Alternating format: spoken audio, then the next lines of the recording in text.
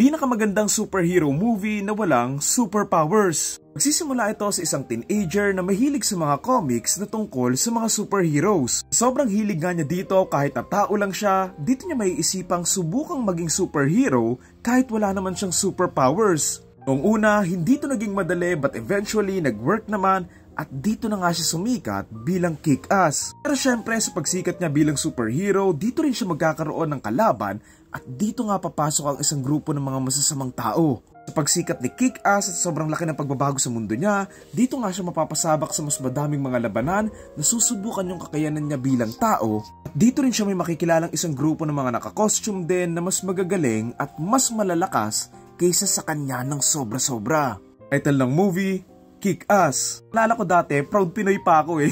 So nung nakita or minention yung Balisong, I was like, Balisong? Yung movie na merong rambulan sa may simbahan, yun din yung gumawa nito, so alam nyo na imposible yung mapanood dito. Sobrang favorite ko to and isa to sa mga movie na sana napanood ko sa mga sinihan kasi nung unang beses ko itong napanood years and years and years ago, meron pang dumadaang tao so medyo malabo pa. Amin na kayo, karamihan talaga sa atin pinangarap maging superhero eh. Kapag ligtas ka na nga, sobrang astig mo pa. Siyempre, reality hurts kahit anong galing mo sa pakikipaglaban. Kung mas marami yung kalaban mo tapos may mga beng-beng tsaka mga pang tsk-tsk pang tondo, wala din.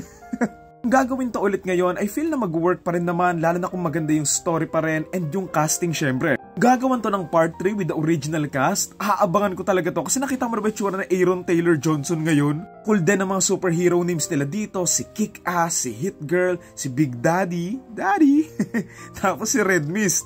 Nga inaabangan ko, sana magkaroon ng prequel sina Big Daddy and Hit Girl kaso parang too late na ngayon eh. Nagustuhan ko sa may movie na to, nahanap nila yung tamang balance between comedy and action na minsan matatawa ka, mapapalaban, and maiiyak ka rin. Cool pa dito ng mga tugtog na ginagamit nila habang nakikipaglaban, lalo na yung kay Hit Girl, yung sa apartment, tapos yung sa may hallway fight scene. Realistic ba?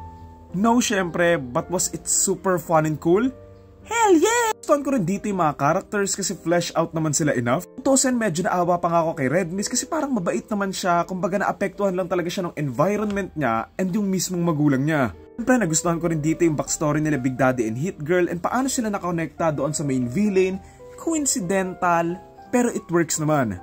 Credits din sa mga nag-choreo ng mga labanan dito, lalo na yung kay Hit Girl kasi kahit na bata and maliit lang siya, hindi nagmukhang kengkoy and believable naman. Hanggang ngayon, inis na inis pa rin ako kay Kick-Ass kasi nagtiwala siya kay Red Mist, kaya yun tuloy nangyari kay Big Daddy. Sina pinahirapan tsaka binawian ng buhay si Big Daddy, isa to sa mga scene na nagpaiyak talaga sa akin and nag-inspire sa aking magigante. Dumating si Hit Girl para iligtas sila. Say hello to my little friend na sin dito, one of my all-time favorite din na sobrang epic, plus the Elvis song in the background. One of the best finale ever in a film talaga. Although realistically, bigyan na si Kick-Ass pagkatapos ng scene na to. Nakalas na talaga, I love the jetpack scene na medyo naalala ko sa may GTA San Andreas or Vice City ba yun? Ayun lang naman, again ang title na to ay Kick-Ass and ang torta rating ko ay 10 out of 10.